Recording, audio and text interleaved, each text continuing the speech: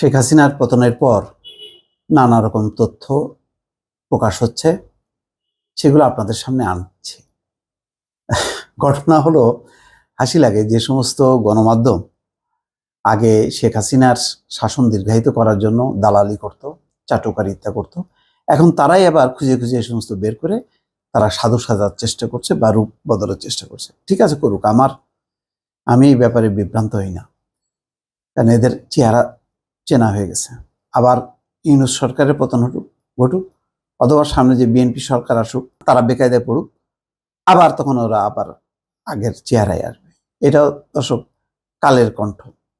তবে রিপোর্ট এখন যেগুলি প্রকাশ হচ্ছে, এগুলির মধ্যে সত্যতা আছে, এটা সত্য। কিন্তু যারা প্রকাশ করছে তাদের উপরে আমার কোনো আস্থা নেই। কিন্তু ঘটনা সত্য, সাক্ষী দুর্বল। তো এখন একটা রিপোর্টের শিরোনামটা দেখেন, কত দুর্ভাগ্যজনক। লাশ গুনে গুনে ক্রসফায়ার বাণিজ্যের ভাগ নিতেন কামাল বেনজির। আমি বললাম যে কেন আমার বিশ্বাস হয়। পুলিশের মধ্যে দেখবেন হারুনের বিরুদ্ধে হচ্ছে স্বরাষ্ট্রমন্ত্রী আসাদুজ্জামান খান কামাল। আসাদুজ্জামান খান কামালের সাথে খাতির হচ্ছে বেনজিরের। কিন্তু হারুনকে দেখতে না পারলে কি হবে? বেনজিরের অথবা আসাদুজ্জামান খান কামালের, তাদের কিন্তু সম্পদ মানে ওই ক্ষমতা ছিল না যে হারুনের মানে লোম স্পর্শ করা। কারণ হারুনের সম্পর্ক হচ্ছে ডাইরেক্ট শেখ হাসিনার সঙ্গে। সে কি করবে না করবে সেটা হলো শেখ হাসিনার সঙ্গে পরামর্শ করে সে করত। তো এখানে সবাই এক একটা কুতুব। বেনজিরের যেমন ডাইরেক্ট লাইন এই হাসিনার সঙ্গে, হারুনের, তারপরে যে মনির, এরা সবাই এক একটা কুতুব। এরা ডাইরেক্ট হলো শেখ হাসিনার নির্দেশ অনুযায়ী কাজ করতো। এদের আসলে আর এরা হলো সব হলো ভাগ বাটোয়ারা। মনে করেন বেনজির আর আসাদুজ্জামান কামাল এই গ্রুপ মিলে গুম খুন করতো, এটা একটা অধ্যায়। মনির করতো তার মতন গুম খুন, ওই হারুন করতো তার মতন গুম খুন, সব কিন্তু খুনি, এই ব্যাপারে কোনো সন্দেহ নেই।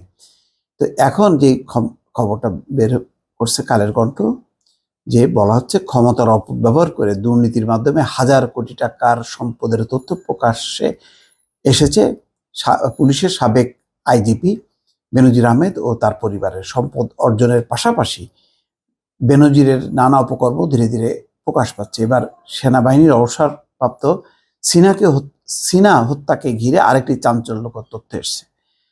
অভিযোগ আছে কক্সবাজারের টেকনাফে আলোচিত মেজর সিনা হত্যা মামলা থেকে বাঁচানোর আশ্বাস দিয়ে ফাঁসির দণ্ডপ্রাপ্ত তৎকালীন টেকনাফ থানার ওসি প্রদীপ কুমার দাস, যে বরখাস্ত এবং কারাগারে আছে, তার কাছ থেকে 50 কোটি টাকা ঘুষ নিয়েছেন পুলিশের সাবেক আইজিপি বেনজির আহমেদ।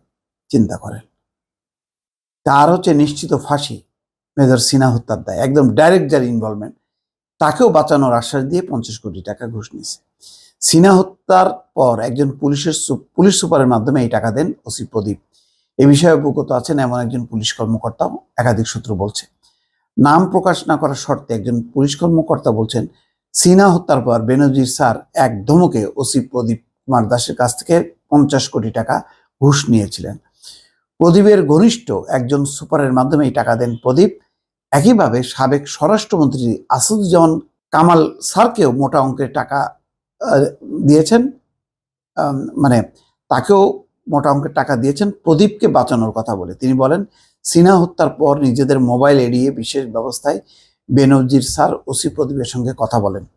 ওই সময় বেনজির স্যার ওসি প্রদীপকে ধমকে সুরে বলেছিলেন, ক্রসফায়ার বাণিজ্য করে তুমি হাজার কোটি টাকা আয় করেছো, শত শত মানুষকে গুলি করে মেরেছো, এখন আমি তোমাকে কেন বাঁচাবো?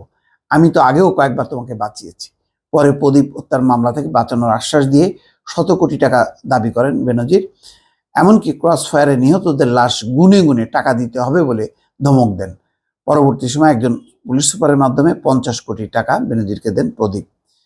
পুলিশ সূত্র বলছে, সেনা কর্মকর্তা হত্যাকাণ্ডের দায় থেকে প্রদীপকে বাঁচাতে না পারলেও যে পুলিশ সুপারের মাধ্যমে টাকা নিয়েছেন তাকে বড় ধরনের বিপদ থেকে রক্ষা করেছেন বেনজির। যে অপরাধের কারণে ওই পুলিশ সুপারের শাস্তি বা চাকরিচ্যুত হতে পারত।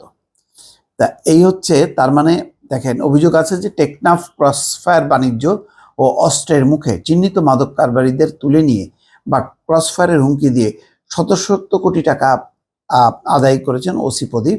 সেই বাণিজ্য থেকে সাবেক স্বরাষ্ট্রমন্ত্রী আসাদুজ্জামান কামাল এবং সাবেক আইজিপি বেনজির আহমেদ মোটা অঙ্কের টাকা ভাগ নিতেন বলে জানিয়েছেন তৎকালীন কক্সবাজারের কর্মরত পুলিশের একাধিক কর্মকর্তা।